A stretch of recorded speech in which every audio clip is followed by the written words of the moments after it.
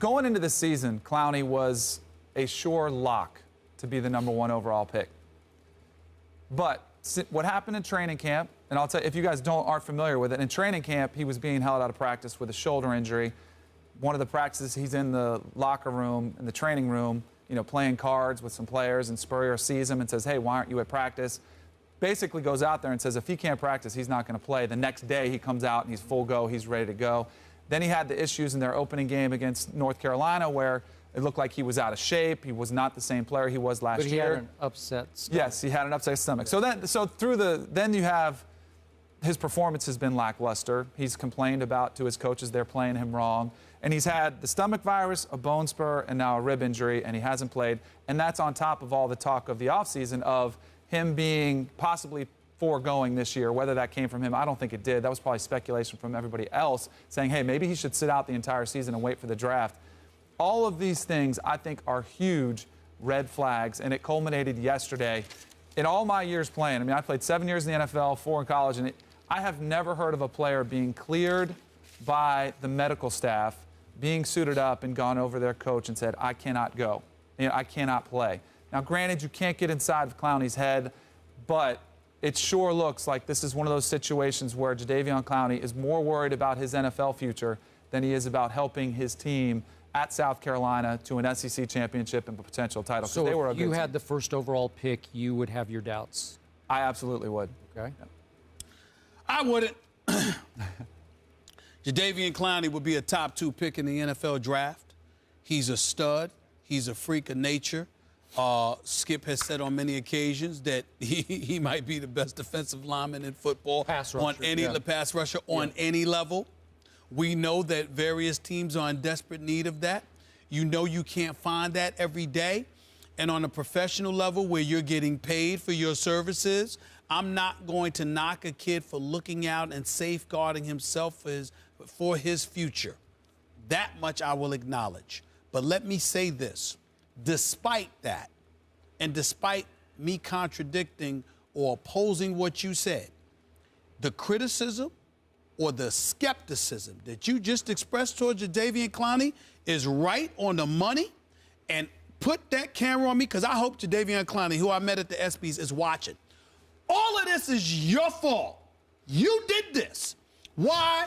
Because we did it too, meaning ESPN. We couldn't stop showing that tape of him, against Michigan and knocking the kid's helmet off and forcing a fumble. It was the player of the year, it was celebrated. But you got caught up in the hype, started talking smack, started talking about how even double teaming, they couldn't guard you. So it may be triple team, maybe. Who do you think you are? What happened is that defensive coordinators and opposing head coaches said, we'll show you who we know we are or who we think we are. We'll simply run the ball to the other side. We'll simply throw it to the other side. We won't challenge you. We'll do exactly what they have done.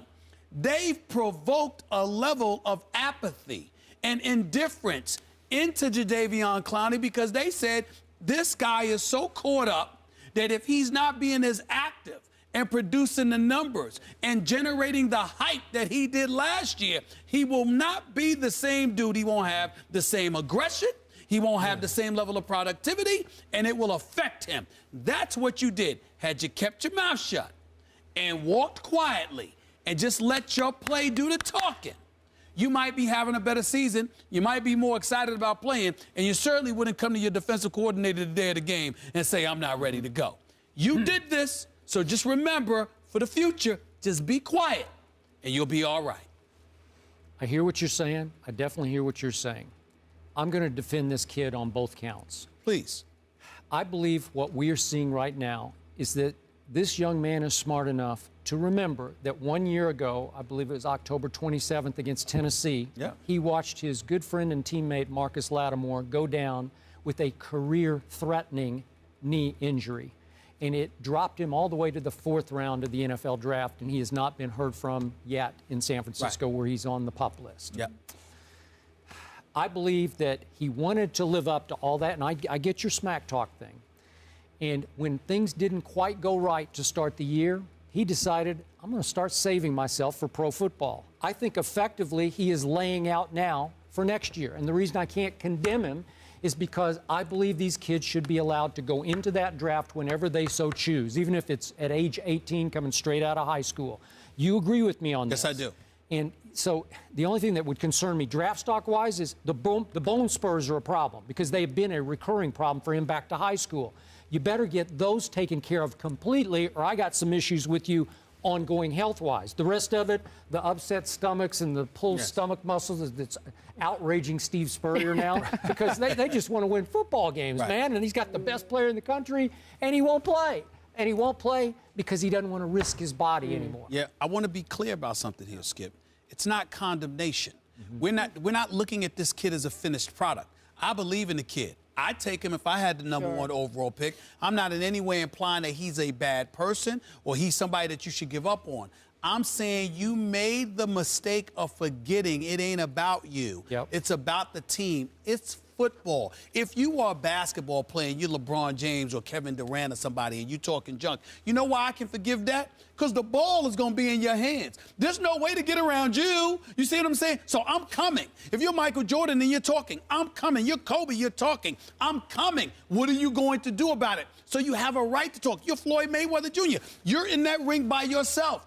I'm coming. You're going to have to deal with me. Nobody has to deal with Jadeveon Clowney. You can go the other direction. You can run plays away from him. You can throw plays away from him. You can do those kind of things to evade him and his level, his prowess. And he needed to be smart enough to do that and avoid talking smack. And he didn't because he got caught up in the hype. And now he's being ridiculed for it. Be quiet.